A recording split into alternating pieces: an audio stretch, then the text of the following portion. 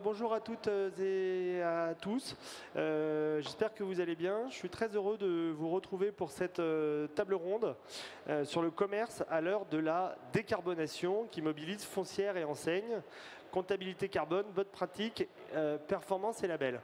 On a 40 minutes à passer ensemble, donc on va rentrer très rapidement dans le vif du sujet. Je vais d'abord présenter nos différents porte-paroles et intervenants. Hélène Génin, qui est déléguée générale de BBCA, Julien Goubeau, qui est secrétaire général de Clépierre, Emmanuel Leroc, qui est délégué général de Progos, Nicolas Ménache, qui est directeur groupe stratégie, environnement et climat d'Unibail Rodemco Westfield, et enfin Karine Stoffler, qui est directrice engagement ESG, gestion des risques de frais. Pour débuter cette table ronde, je vais juste nous rappeler les règles du jeu.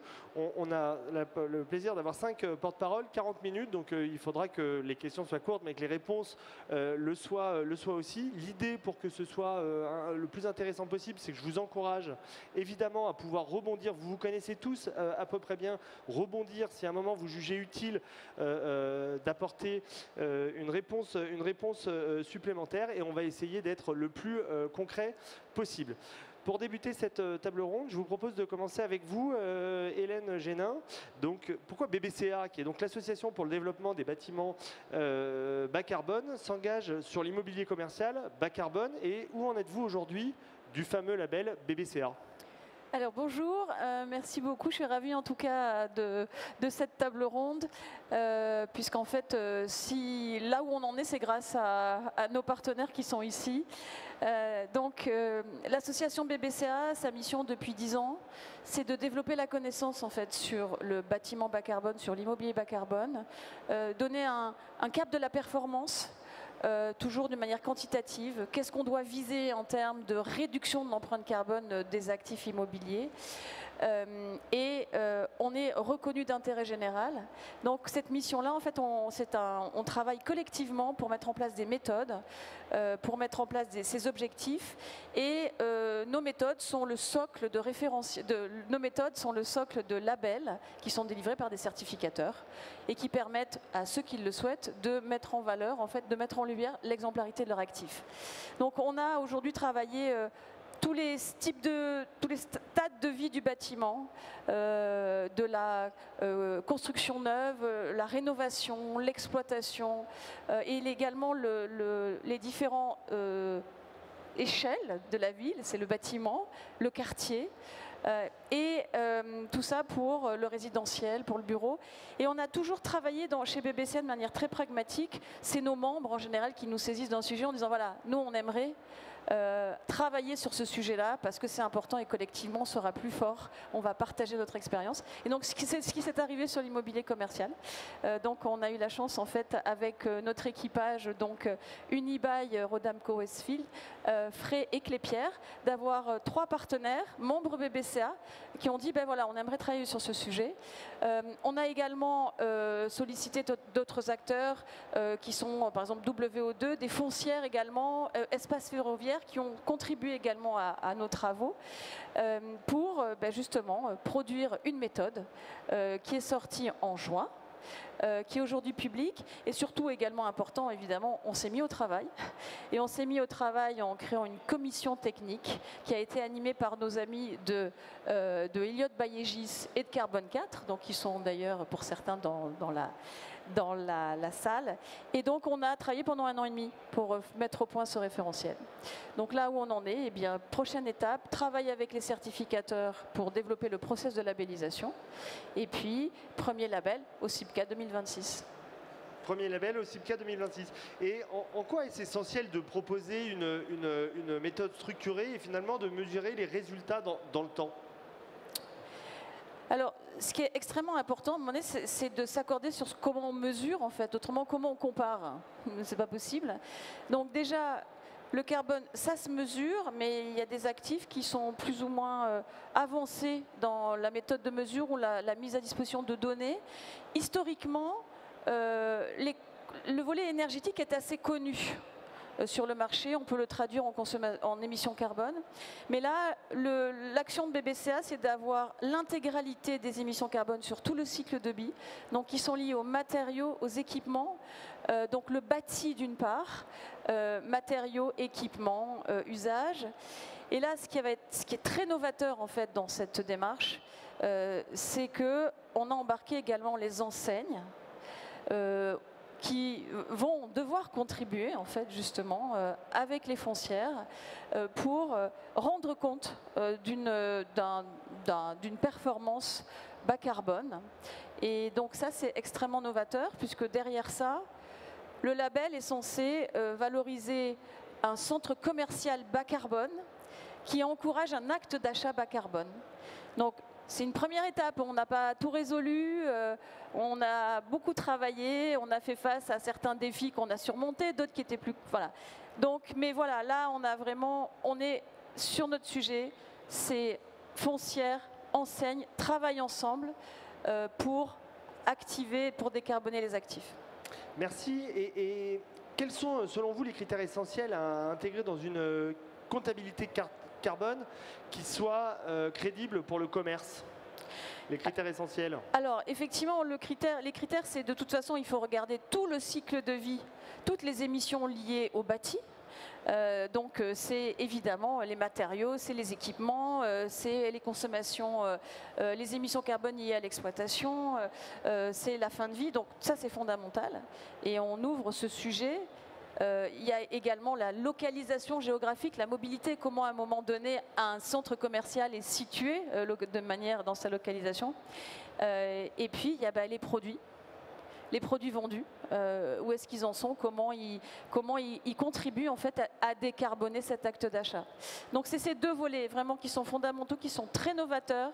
Nous on avait évidemment l'habitude de travailler le bâti, mais là avec nos partenaires on est allé un cran plus loin pour également structurer ensemble un premier pas sur cette collaboration avec les foncières qui est quantifiée, qui est estimée et qui est sortie de ces travaux qu'on a menés avec nos partenaires Elliott et Carbone 4.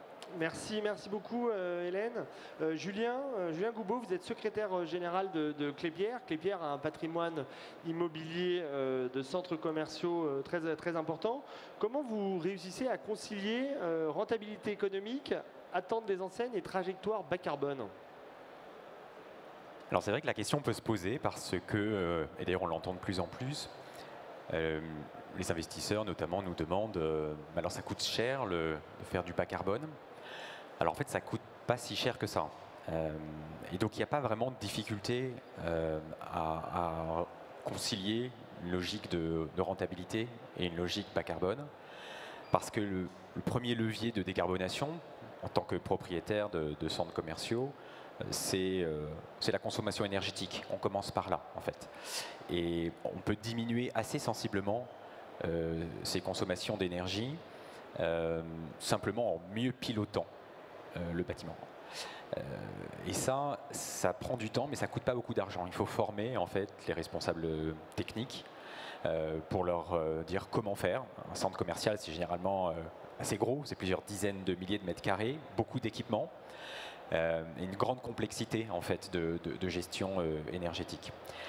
Klépierre a diminué ses consommations énergétiques à peu près de moitié en un peu plus de 10 ans par des efforts de formation. Et ça, évidemment, un mix énergétique donné, ça permet de considérablement décarboner un bâtiment. Alors c'est qu'un aspect des choses, hein, Hélène l'a très bien dit. L'empreinte carbone d'un centre commercial, c'est très complexe. Mais en commençant par là, en fait, on fait déjà énormément de progrès sur le cœur de l'empreinte carbone d'un bâtiment comme un centre commercial. Et ça, encore une fois, ça ne coûte pas beaucoup d'argent, ça en fait même gagner, puisque l'énergie, ça coûte cher. Et donc, en fait, au début, on peut faire déjà beaucoup de choses sans dépenser beaucoup d'argent. Parce qu'encore une fois, quelqu'un qui ne comprend pas très bien comment on fait va se dire, mais alors il va falloir rénover intégralement le centre, ça va coûter des millions d'euros. En fait, pas du tout. Nous, on a fait le calcul. En fait, on n'a pas eu de dépenses d'investissement supplémentaires sur ces 10 années qu'on a de recul maintenant pour faire baisser sensiblement notre empreinte carbone. Après, on peut évidemment travailler aussi sur le mix énergétique. de choisir des sources d'énergie décarbonées, ou renouvelables idéalement, produire sur site, etc. Il y a beaucoup de leviers en fait qui ne vont pas du tout à l'encontre, au contraire de la rentabilité ou de la logique financière, bien au contraire.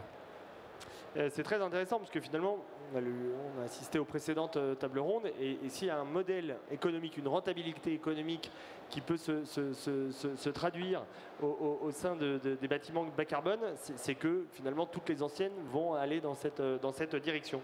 Et est-ce que vous avez mis, vous, une stratégie en place pour accompagner vos locataires dans cette stratégie qui consiste à réduire leur empreinte carbone? Vous avez mis Alors on l'a complètement intégré dans la stratégie, évidemment. Ce n'est pas la plus grosse partie du bilan carbone, mais c'est d'un centre commercial, mais c'est évidemment important. Et donc on s'est engagé à réduire, à commencer aussi là par la consommation d'énergie des enseignes, puisque c'est le début. Et donc on s'est engagé à baisser cette consommation d'énergie de 20% avec eux. Alors évidemment, c'est compliqué, là encore. C'est ce qui rend finalement l'immobilier commercial intéressant, c'est que c'est la classe d'actifs la plus complexe. Un bâtiment résidentiel, c'est finalement pas si compliqué que ça. Un bâtiment de bureau non plus. Un entrepôt logistique, c'est finalement pas difficile. Un centre commercial, c'est compliqué parce que c'est grand. Je l'ai dit, plusieurs dizaines de milliers de mètres carrés. Et puis il y a en moyenne, alors ça dépend de la taille, mais entre 50 et 150 à 200 enseignes. Autant d'acteurs à coordonner pour faire en sorte d'arriver au même résultat. C'est ça qui est compliqué en fait. Donc on se fixe de grands objectifs, mais après il faut aller convaincre, toquer à la porte de chacun des commerçants pour leur expliquer. Ils n'ont d'ailleurs chacun pas la même problématique du tout, pas la même organisation. Et donc dans un centre commercial donné, il faut en fait avoir localement une dynamique pour embarquer tout le monde et les convaincre. Alors il faut commencer par, encore une fois, le plus simple. Le plus simple, de loin, c'est la consommation d'énergie. Et donc on explique les choses. Nous, on a des experts sur place qui connaissent comment faire. Et donc ils peuvent aussi, si j'ose dire, guider les responsables des magasins pour leur expliquer comment faire pour réduire leur consommation d'énergie. Donc on l'a intégré dans notre stratégie. Il y a d'autres choses. Maintenant, on est passé aussi au choix des matériaux. Hélène l'expliquait, il y a le bâti aussi. Quand une enseigne change dans un magasin qu'on loue, on passe d'une enseigne à une autre, et évidemment on fait des travaux, eh bien, il faut choisir des matériaux bas carbone. Là aussi, on peut accompagner les enseignes pour les guider avec des cahiers des charges en disant choisissez plutôt ce matériau que tel autre. On a un rôle évidemment à jouer en tant que propriétaire vis-à-vis de nos locataires. Et rapidement, dernière question, quels sont les principaux freins que vous rencontrez dans l'atteinte des objectifs carbone ? Si vous rencontrez des freins. C'est-à-dire que c'est vaste. Il y a beaucoup de sujets, et beaucoup de postes d'émissions carbone. Et à chaque fois qu'on fait des progrès, qu'on a tické, si j'ose dire, la case d'un poste qu'on a à peu près épuisé ou qu'on a approché de la neutralité, un autre poste se présente. Et évidemment, notamment, on pense dans le scope 3 des émissions carbone au transport des visiteurs. Dans un centre commercial, aujourd'hui encore, plus de la moitié. En général, je ne sais pas ce qu'il en est chez Frey et chez Unibail, mais c'est à peu près les mêmes choses. Plus de la moitié des visiteurs des centres commerciaux viennent en voiture thermique. Et donc, il faut travailler aussi là-dessus. L'horizon est toujours repoussé parce que, au fur et à mesure qu'on élargit le périmètre de responsabilité qui est celui d'un centre commercial, on se rend compte qu'il y a encore du travail à faire. Mais c'est important quand même de travailler sur ce sur quoi on a la main, la maîtrise, le scope 1, le scope 2, les enseignes. Ça, c'est vraiment le cœur de ce sur quoi on travaille. Les freins, ils viennent des questions qui disent oui, mais alors qu'est-ce que vous faites sur le reste, etc. etc. Bon, ça vient pour plus tard. Il faut déjà travailler sur le cœur et après, on peut regarder les autres sujets plus tard. Merci infiniment Julien Goubeau. Emmanuel Leroc, vous êtes délégué général de Procos. Je vais peut-être vous demander en préambule de représenter pour celles et ceux qui ne connaisseraient pas Procos et après je vous poserai quelques questions sur les stratégies mises en place. Oui, donc bonjour à tous et tous. En fait, Procos, c'est une association qui est ancienne, qui a 50 ans, qui regroupe 300 enseignes de tous les secteurs du commerce, sauf la grande distribution alimentaire. Et historiquement, on travaille sur les lieux de commerce, et notamment les centres commerciaux, les rues, etc. La généralisation du bilan carbone et la diffusion des bonnes pratiques en matière de RSE et de décarbonation font partie évidemment des missions de votre fédération. Je voulais savoir concrètement comment vous accompagnez vos adhérents dans cette démarche de progrès. Oui, alors déjà, un des sujets qui est important de comprendre, et évidemment c'est connu des participants à la table ronde, c'est que contrairement à ce qu'on peut penser, le bâtiment, l'immobilier, n'est pas le poste de bilan carbone le plus important du commerçant. Ce qui veut dire qu'il y a des sujets, on y reviendra, sur lesquels on peut travailler ensemble, mais il y a des sujets sur lesquels les commerçants doivent travailler avant tout. C'est que le bilan carbone du commerce, c'est entre 75 et 85% l'offre, c'est-à-dire les produits qu'on vend. Et c'est là-dessus que, puisque en fait, vous parliez tout à l'heure de l'intérêt de la libellisation, et vous y avez répondu tout à l'heure, l'intérêt c'est de mettre les gens dans une démarche de progrès. Parce que de toute manière, je pense que c'est jamais fini. En fait, le sujet de s'améliorer n'est jamais fini. Donc on a beaucoup de sujets, mais les sujets numéro un pour nous, c'est la problématique de l'offre. Et donc comment on accompagne eh bien, il y a d'autres labels, il y a beaucoup de labels dans le domaine du commerce. Hein, en fait, le label, c'est quoi pour moi? Alors, soit c'est un label qu'on peut mettre en avant et qui a une vertu sur un marché, bon, ça c'est un sujet, mais c'est surtout le fait de mesurer le stade dans lequel on est, de décomposer les sujets sur lesquels on devrait s'améliorer et chaque année de mesurer les évolutions qu'on fait. Et quel que soit le stade où on en est. C'est ça le sujet numéro un. Et à partir de là, c'est ce qu'on fait. On discute avec nos enseignes sur la manière dont ils évoluent dans leur offre. Est-ce qu'ils éco-conçoivent leurs produits? Est-ce qu'ils réfléchissent sur la durabilité des produits? Des choses que vous lisez dans la presse. Comment est-ce que Fnac Darty aujourd'hui considère que c'est quoi la décarbonation en fait d'un commerçant demain? C'est sans doute vendre moins de produits. Quand on dit ça, c'est extrêmement facile de dire ça, c'est extrêmement difficile à mettre en œuvre, puisque mettre moins de produits, ça veut dire créer de la valeur sur le fait que le client garde plus de produits, mais qu'on l'accompagne en lui vendant des services. Ça, on peut théoriquement, moi j'ai fait 15 ans de direction immobilière de Darty, théoriquement on peut en parler facilement. La mise en œuvre, c'est très compliqué, donc c'est dans l'échange de bonnes pratiques, dans les réflexions communes, et puis aussi... évidemment, dans le sujet électricité, parce qu'on pourra y revenir 2 minutes, parce que c'est là-dessus qu'on a le plus avancé quand même, parce qu'effectivement, le sujet économique est toujours très prégnant, et plus le coût de l'énergie est élevé, plus on va vite. Donc il y a quand même un certain nombre de sujets comme ça. Mais c'est vraiment ça, de pouvoir se dire, et c'est important, dans un moment où ça ne va pas si bien que ça, le commerce en ce moment, que forcément, le sujet de ces démarches-là, elle a toujours le risque qu'elle s'arrête parce que ça va moins bien. Et nous, notre travail, c'est aussi de prouver, de convaincre nos enseignes, même dans des moments où l'activité dans un certain nombre de secteurs est plus tendue, que pour demain être encore là, pour être sur des marchés futurs, face à un consommateur qui, je l'espère, sera moins attaché au prix qu'aujourd'hui, être encore là parce qu'on aura évolué en matière de RSE. Et votre expérience, avec votre expérience, quelles sont les priorités pour les enseignes dans la réduction de leur empreinte carbone? Quand vous échangez avec eux au quotidien, ils disent voilà, moi je crois que la priorité pour essayer d'atteindre ces objectifs, c'est quoi? Mais c'est ce que je viens de dire, c'est-à-dire qu'en fait, il y a des priorités de court terme qui ont été l'énergie, mais ce n'était pas tellement pour réduire l'empreinte carbone, il faut être honnête. C'était avant tout pour baisser dans le bilan économique des entreprises le coût énergétique. Et donc ça, c'est ce qui a fait que, à toute chose malheur est bon, c'est-à-dire que c'est ce qui a fait qu'on a été plus vite que ce qu'on aurait fait d'habitude, au-delà des réglementations. Mais l'autre sujet, c'est ce que je viens de vous dire, c'est comment, en faisant un petit chemin, je peux m'occuper de mon offre pour qu'elle soit moins impactante pour la planète demain. Ce qui est très difficile, alors je vais vous dire des choses qui ne sont pas toujours très motivantes, c'est que en sortie de Covid, tout le monde était à fond là-dessus. Il y a beaucoup de gens qui ont rapproché leur production, qui ont produit au Portugal, etc. Et comme malheureusement on est retombé dans une société très discount, eh bien un certain nombre d'approvisionnements sont repartis plus loin, notamment en Asie, sachant que, contrairement à peut-être ce que vous avez en tête, le transport de produits pèse très peu sur le bilan carbone. Donc du coup, il y a des sujets qui sont toujours malheureusement face aux aléas de l'économie. C'est-à-dire que si vous vendez plus de produits, moi j'ai en tête des enseignes qui ont éco-conçu leurs produits mais qui devaient les vendre 20% plus cher, ils ont arrêté de le faire parce qu'il n'y avait pas de marché.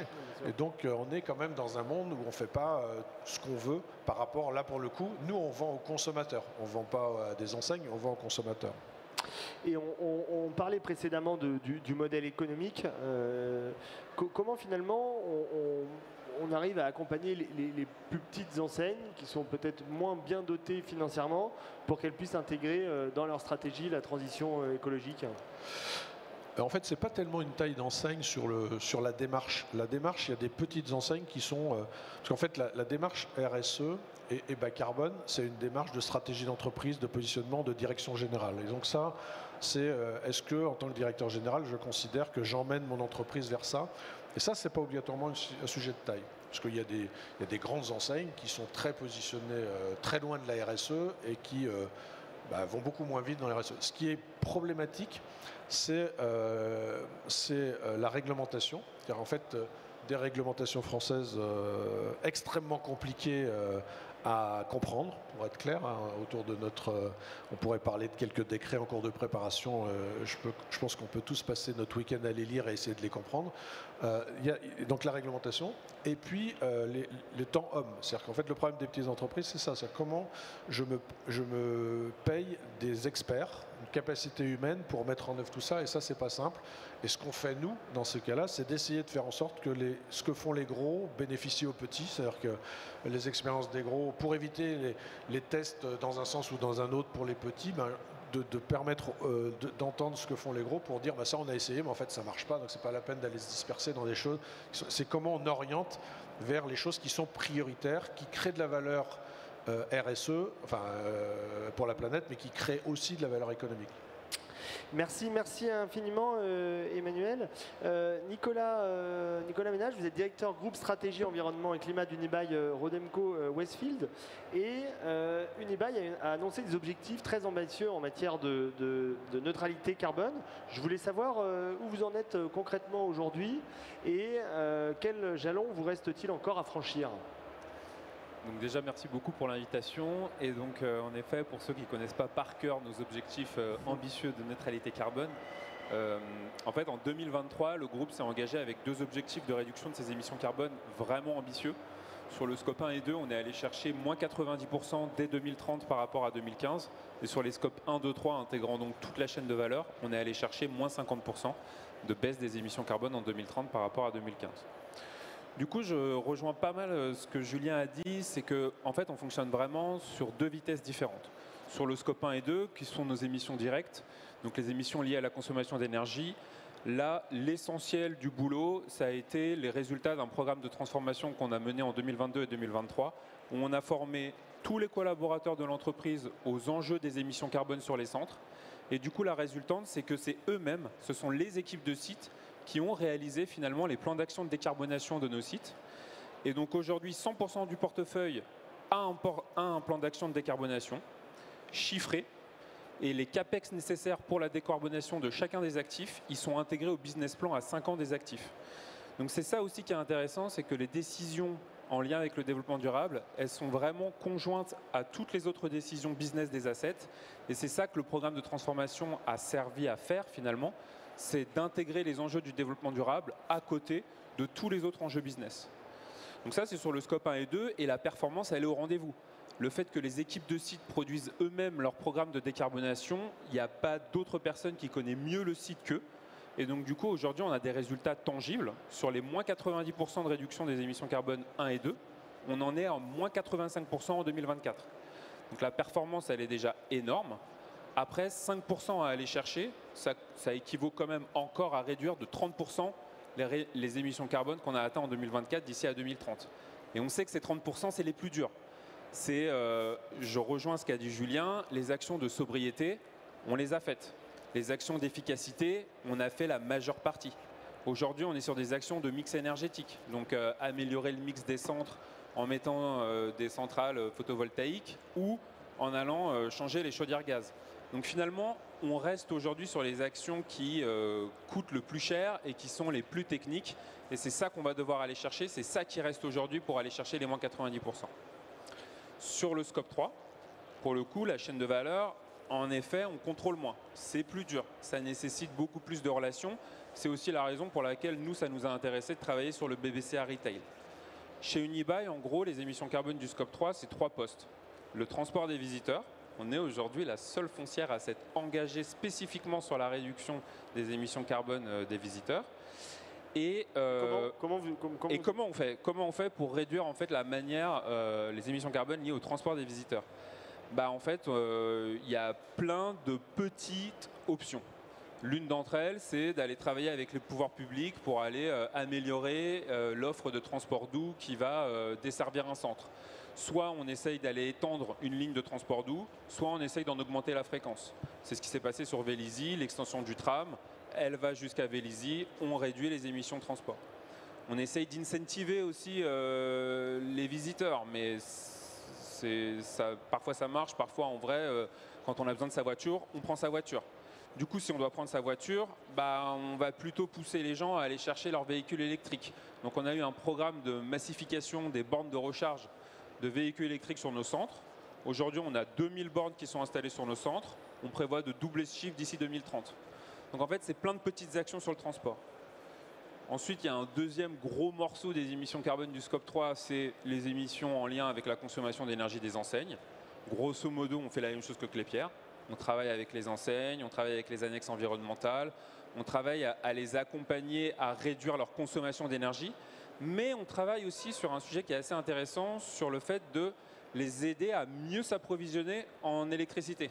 C'est-à-dire que nous, dans certains pays, on ne peut pas le faire en France, on est capable de vendre nous-mêmes de l'énergie aux enseignes.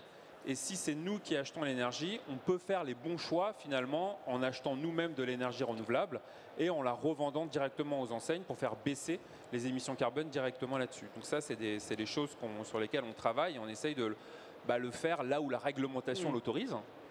Et le dernier poste, pas de surprise, hein, on est encore comme Clépierre, c'est la construction.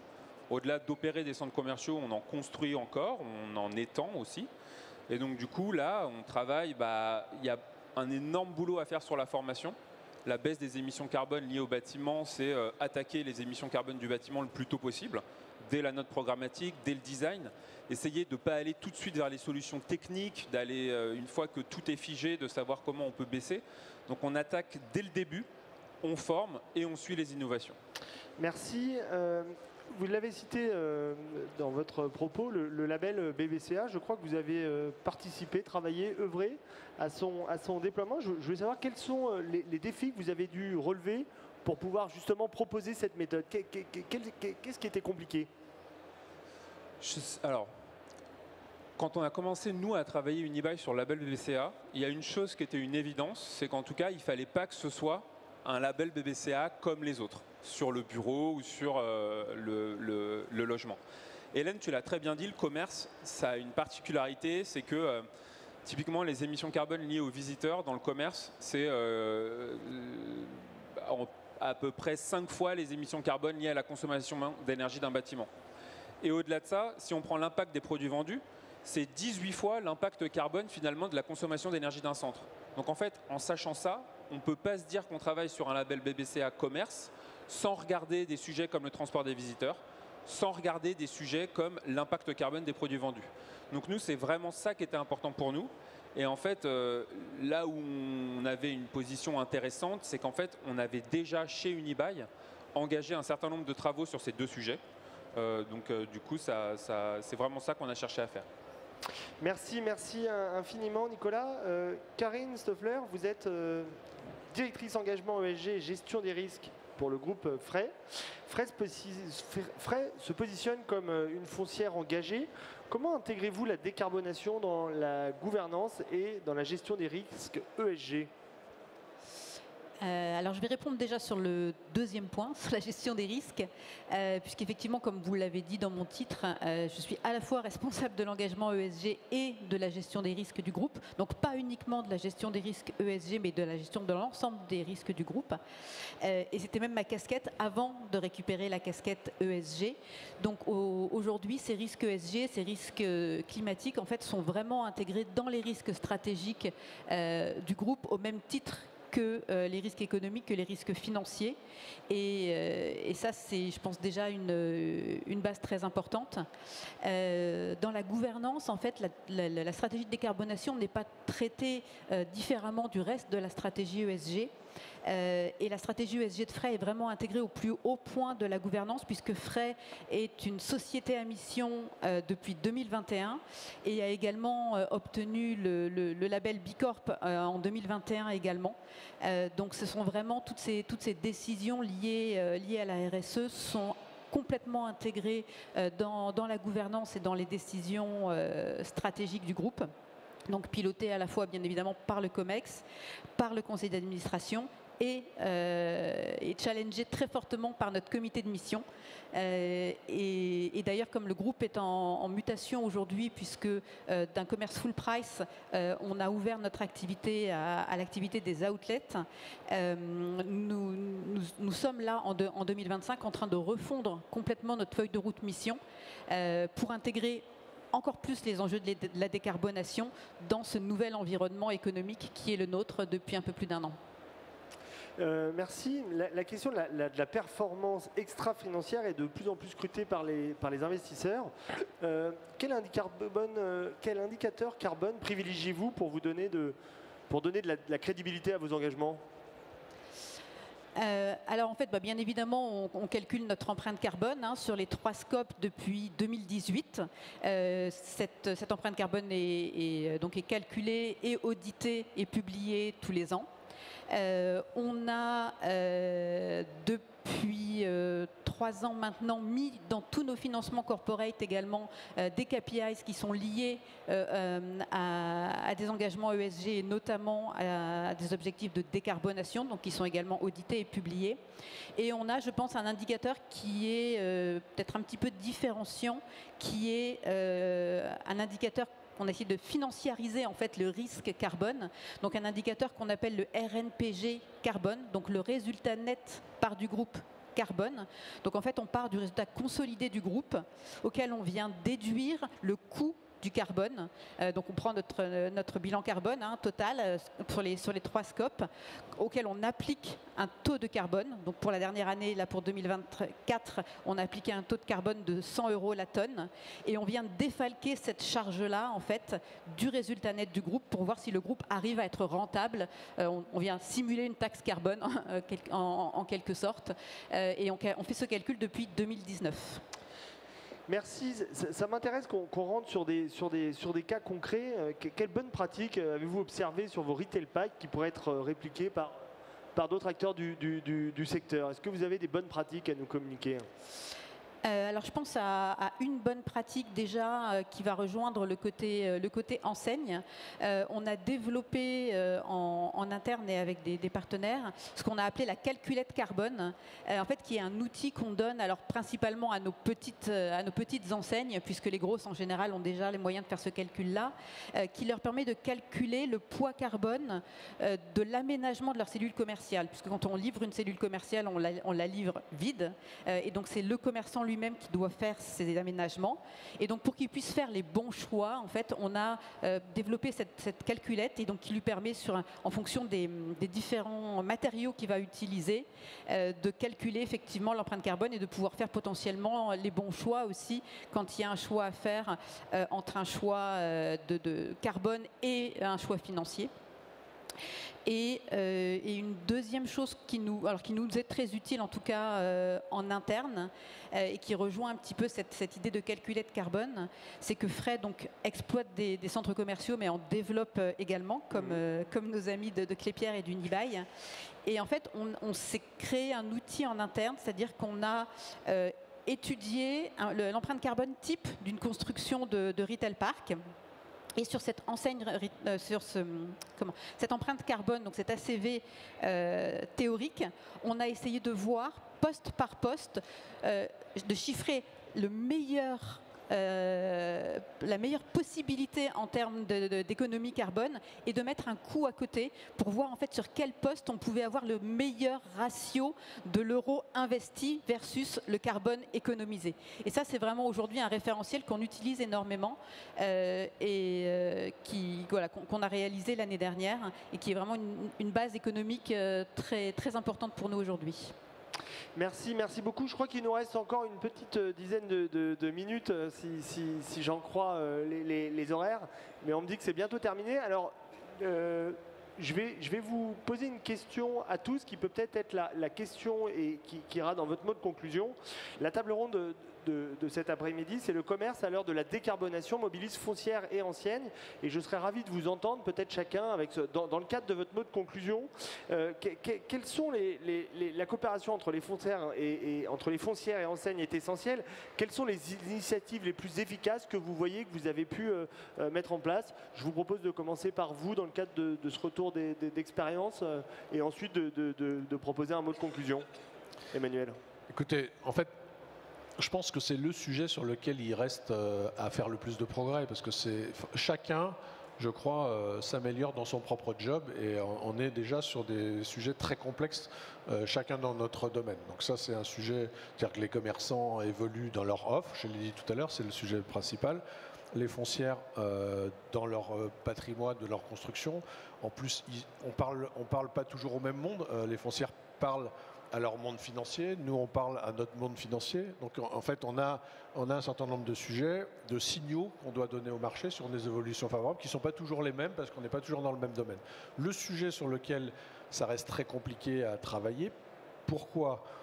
Parce que côté enseigne, en fait, on n'est pas en capacité de tout mettre à plat site par site en créant des méthodes de travail différentes parce qu'on est chez Clépierre à tel endroit ou chez Unibail à tel endroit, etc. Donc une des difficultés, c'est quand vous avez 500 magasins, vous n'allez pas faire une offre Vélizy 2 pour être décarboné et correspondre à des engagements que le bailleur aurait pris. Donc le vrai sujet, ça va être de trouver le bon chemin entre être meilleur, progresser, tout en ayant conscience, et c'est des débats qu'on a souvent depuis longtemps, tout en ayant conscience que, bien malheureusement, ou je sais pas, enfin, ça c'est la vie, évidemment, Decathlon ne va pas faire un magasin spécifique pour Unibail. Donc le sujet, c'est que un des problèmes les plus importants à trouver en matière de repères, c'est sur l'offre. Parce que l'offre, il y a deux chemins.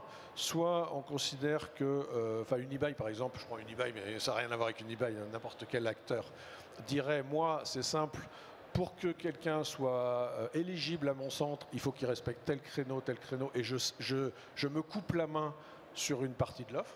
C'est un chemin, c'est un chemin casse-gueule quand même, mais c'est un chemin. C'est-à-dire que ou bien je considère que chaque modèle de commerce peut être en progrès, mais avec des repères de progrès qui ne sont pas exactement les mêmes. Et j'ai l'humilité de penser que le commerçant, il va faire son travail et que ce n'est pas moi qui vais faire son travail. Donc c'est ce sujet qui va être, à mon avis, très complexe.